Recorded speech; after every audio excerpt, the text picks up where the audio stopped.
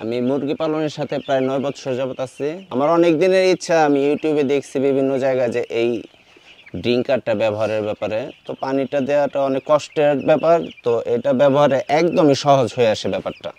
দেখেছি যে আমরা পানি দিতে ৩ বার পানি দিতে আমাদের প্রায় ৩ ঘন্টা প্লাস লাগতো।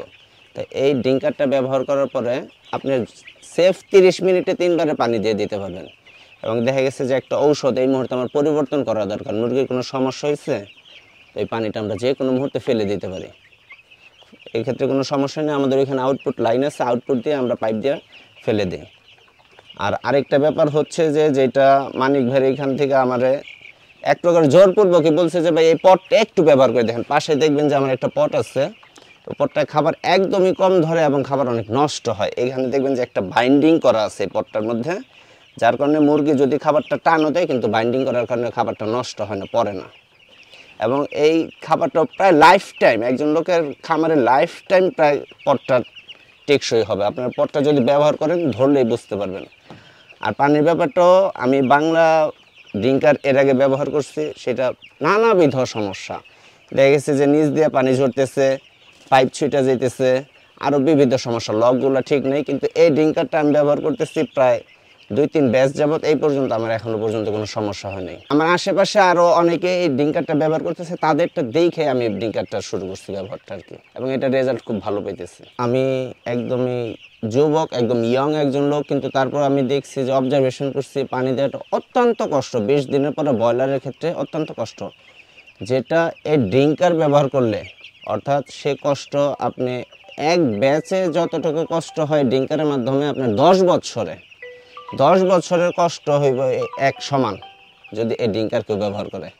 এবং সেটা আমি ব্যক্তিগতভাবে ব্যবহার করে বুঝতে পারছি। এই ড্রিঙ্কারটা একদম পরিষ্কার করে, একদম সহজ। একটা সুতি ড্রোমা নিয়ে আমরা শুধু 2-5টা রাউন্ড করি, আর আমরা যখন ম্যানুয়ালি পটে দিতাম তখন এটা আমাদের 3 টাইম ধুইতে হইতো এবং প্রচুর পরিশ্রম 20 দিনের পরে।